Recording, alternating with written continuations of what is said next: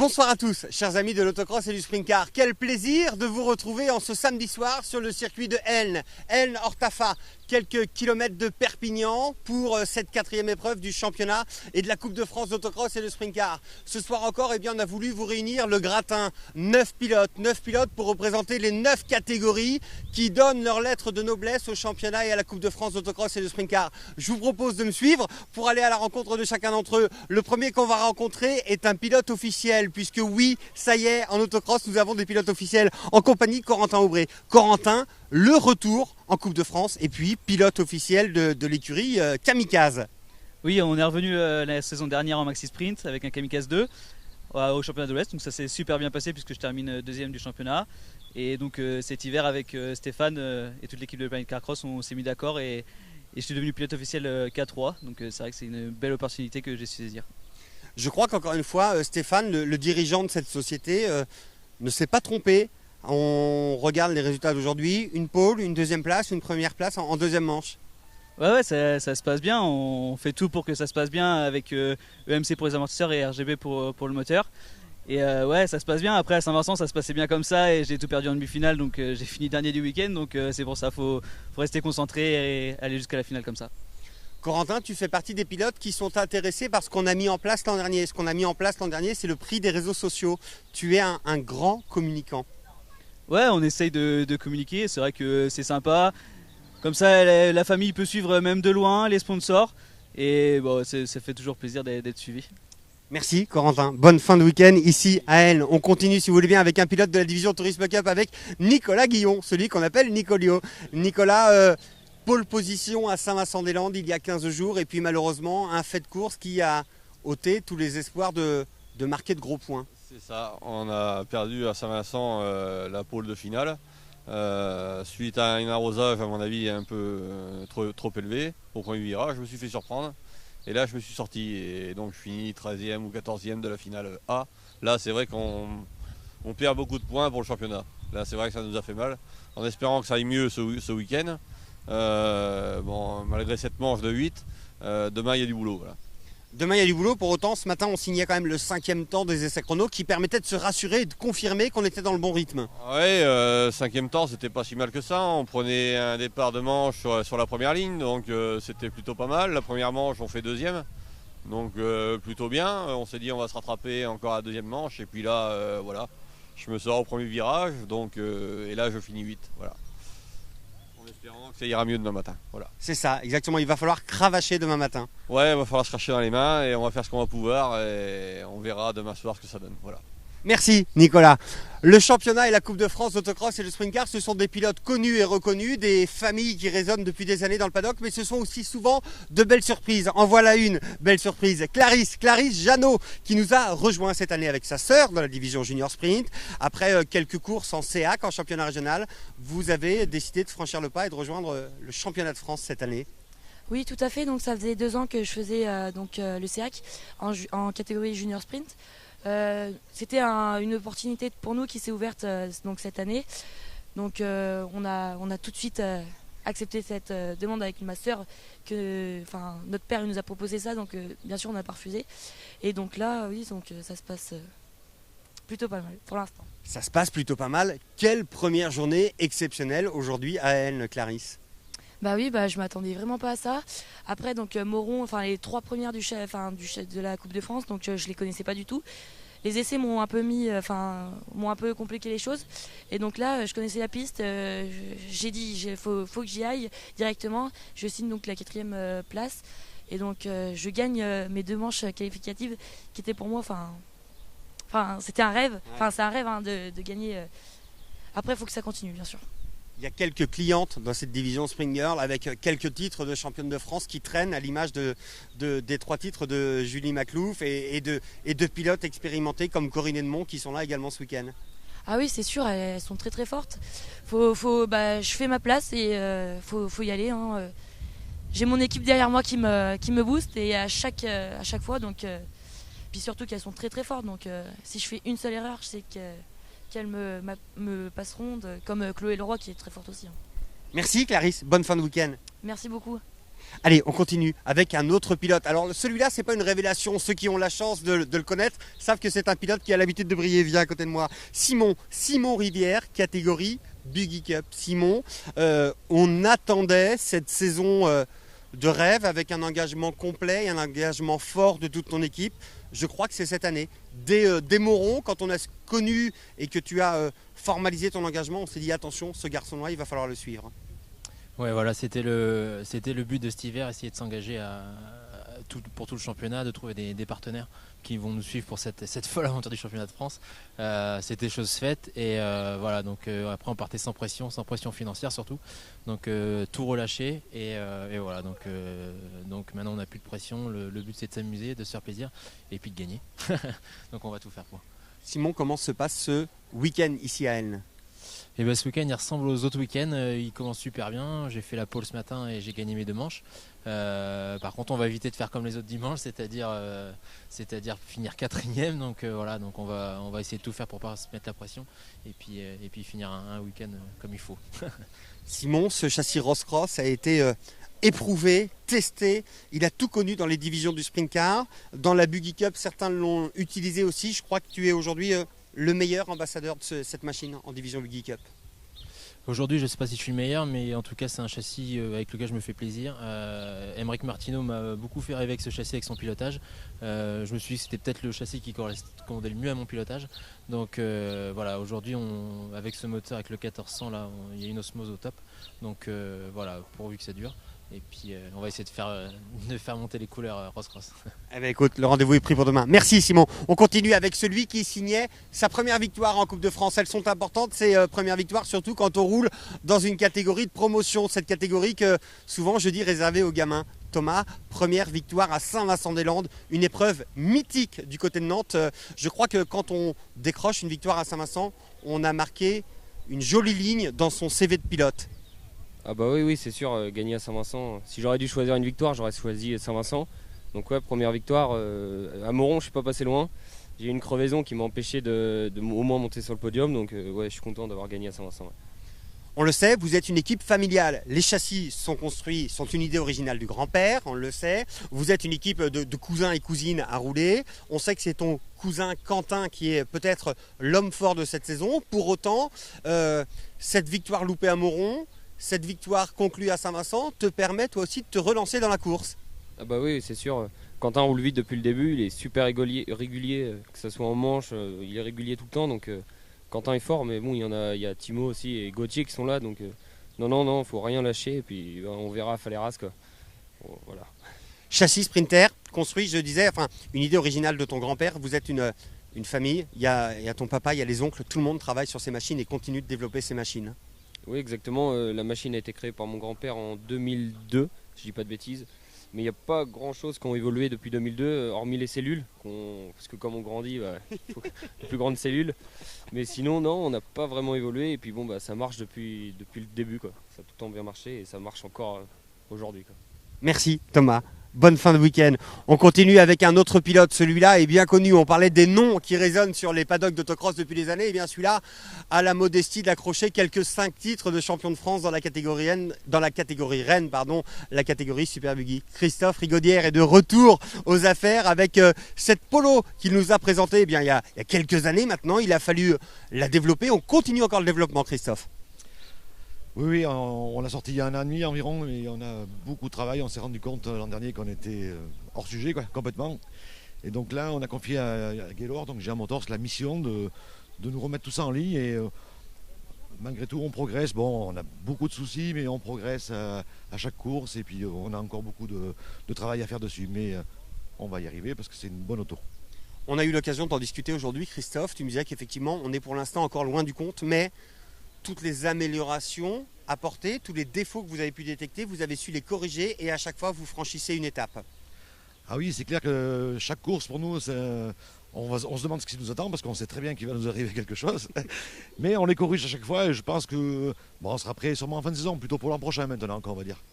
Christophe, toi qui as tout connu en autocross, je serais content d'avoir ton avis sur l'évolution de cette discipline, puisqu'on le voit, on vient d'interviewer de nombreux gamins, ceux que j'appelle les gamins.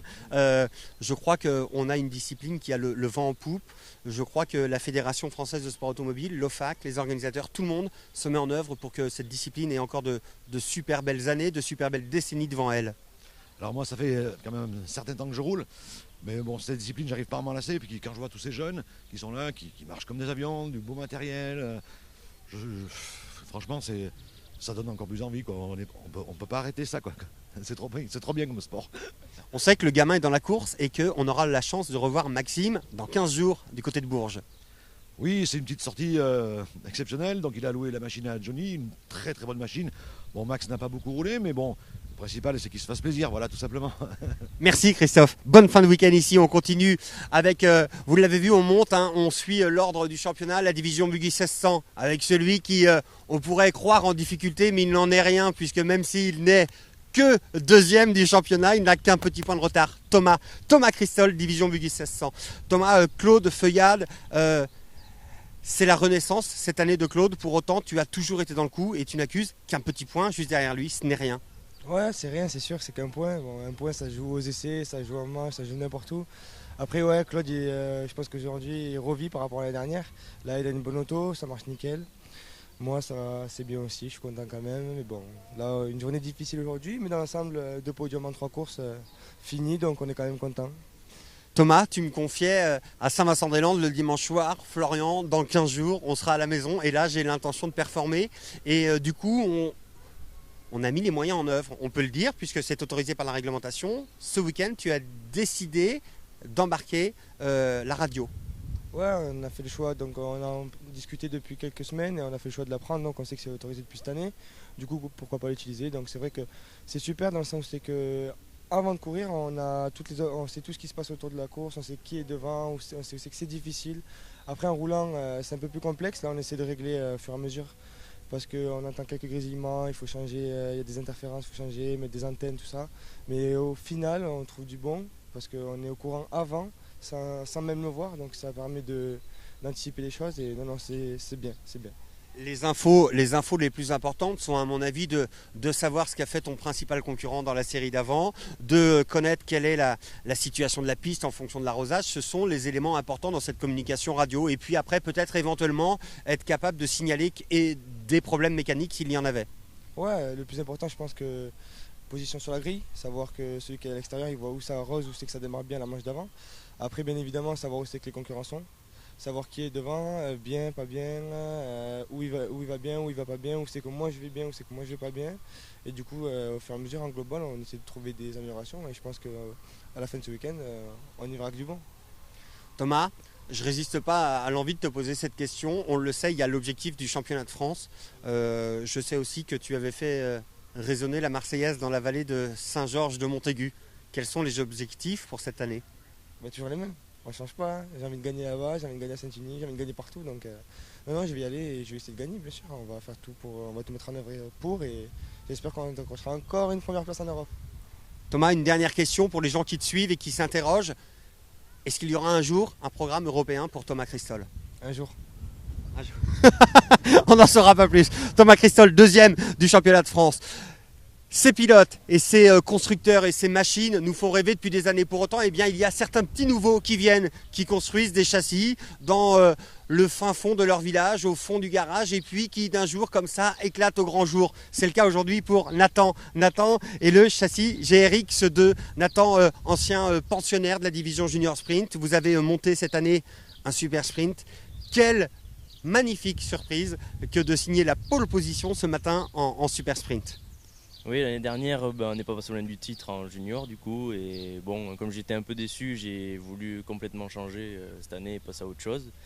Et bon, j'ai galéré un peu là, les 3 premières courses, ça a été compliqué parce qu'il y a eu des accrochages, tout ça. Et bon, ce matin, ouais, je pense qu'il n'y en a pas un des 45 pilotes qui aurait misé sur ma tête. Donc, mais ça fait plaisir de tirer un peu son épingle du jeu et de montrer qu'on est rapide quand ça marche. Nathan, je crois que cette division super sprint est clairement la plus difficile, une des plus difficiles, on va dire, de ce championnat de France.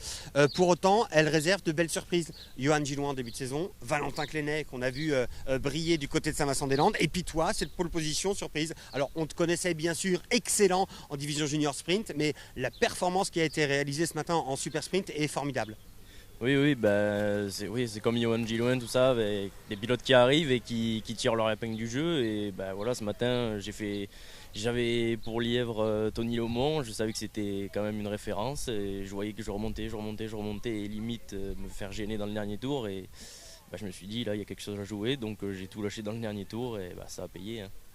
Nathan, on parle quelquefois des châssis qui sont présents depuis des années, de certains pilotes officiels qui sont considérés comme pilotes usines. Pour autant, il y a encore de la place pour les artisans comme vous l'êtes dans la famille Grassi. Oui, pour l'instant on est artisan, mais bon, j'espère bien dans les années qui suivent ouvrir ma propre entreprise et pouvoir vraiment développer ce châssis parce que je pense qu'on a quelque chose à jouer quand même. Après, c'est un investissement de départ et le problème c'est que pour l'instant on ne l'a pas, donc il va falloir le trouver. Il faut continuer de faire la promotion de ce châssis pour décrocher les partenaires.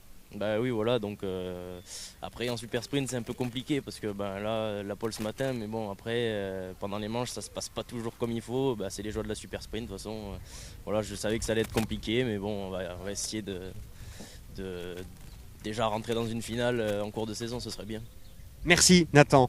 On continue et on termine avec le dernier pilote et pas des moindres, celui que l'on n'a pas vu venir. Alors on ne l'a pas vu venir, je vous mens un peu, puisque depuis des années, il joue le top 5 dans cette division Super Buggy. Et puis cette année, il a su être présent. Laurent vient me rejoindre, Laurent Jacquier. Laurent, quel plaisir de te voir ce soir en tant que leader de ce championnat de France dans la division Super Buggy. Ce châssis Alpha Racing, on le connaît par cœur. Olivier Dufour a été le premier importateur. Je crois que c'est lui qui t'a fourni ou qui du moins te conseille sur cette machine. Et je crois que ce châssis est toujours aussi efficace. Effectivement, ouais, ce châssis fonctionne très bien. On a la chance d'avoir une machine qui est très fiable. Et après, au niveau performance, on fait du mieux qu'on peut. Maintenant, c'est sûr, on est en tête du championnat, on va tout faire pour la garder. C'était une surprise aussi pour nous, je te l'avouerai que on pensait jamais que ça allait démarrer aussi bien. On n'avait pas prévu une saison complète. Bon, au vu des résultats, je pense qu'on n'a pas le choix. Maintenant, on va faire de notre mieux. Laurent, qu'est-ce qu'on va faire ce week-end? On a fait 3 à Moron, on a fait 2 à Saint-Junien, on remporte Saint-Vincent-des-Landes. 4e rendez-vous, qu'est-ce qu'on fait? J'espère rester sur le podium. Après, pour le moment c'est moyen on va dire, mais suite à une casse mécanique en deuxième manche, on va faire tout pour remonter demain. Et puis de toute façon, il faut que j'offre des fleurs à ma femme, je les ai oubliées, donc il faut à tout prix être sur le podium demain pour en avoir. Le message est reçu. Laurent, cette division Super Buggy peut laisser place à quelques légendes. Jérôme Maclouf commence à faire partie de ces légendes. Un garçon qui a remporté le titre de champion de France en Buggy 1600, qui est parti faire l'Europe, qui est revenu en Super Buggy, qui l'a emporté. Pour autant, il y a toujours de la place pour les petits nouveaux. Puisque, on peut le dire, sur le papier, on misait sur Maclouf, Bivot, Bousset pour ce titre 2019. Et je suis ravi que tu viennes me contredire et que tu crées cette surprise. Comme dans toute discipline, il faut un outsider, et puis pour cette fois-ci c'était moi. Voilà, non, nous aussi, comme je disais tout à l'heure, on avait prévu, on avait tout fait pour que ça se passe du mieux possible. Maintenant, on n'en espérait pas tant. Aujourd'hui, on est en tête, comme j'ai dit tout à l'heure. On a un peu de points d'avance, mais quand Jérôme va se réveiller, ça va vite fondre. Mais on fera le maximum, on donnera tout pour garder le fanion OFAC le plus longtemps sur le toit. Parce que c'est sûr que tous les moyens qui sont mis en place par l'OFAC, par les organisateurs, comme tu disais tout à l'heure, pour médiatiser, pour faire monter cette discipline en puissance, ça nous fait plaisir, ça ramène des sponsors, ça ramène des spectateurs, les médias, c'est très bien. Merci Laurent. Voilà, mesdames et messieurs, vous l'aurez compris, ils sont là, les pilotes. Venez, remettez-vous devant vos machines. On va conclure avec les pilotes qui vont être derrière moi sur leur machine. Chacun à leur tour, ils vont les rejoindre. Vous l'aurez compris, on voit les 9 pilotes du championnat de la Coupe de France qui nous ont livré leurs impressions ce soir font partie de ces quelques 250 pilotes présents tous les week-ends sur les manches du championnat de la Coupe de France d'autocross et de sprint car. Demain encore, comme ils l'ont fait aujourd'hui, ils nous feront rêver. vibrer, pleurer quelquefois très certainement. Mais dans tous les cas, le spectacle sera grandiose. Vous l'aurez compris, il faudra absolument être des nôtres demain matin dès 8h30 pour le début de la 3e et dernière manche qualificative à suivre bien sûr sur la page YouTube de l'OFAC. Encore une fois, grâce à la mise à disposition des moyens techniques de la société Mastermast, représentée par Didier Rodrigue. Excellente soirée à tous, à demain. Bonsoir.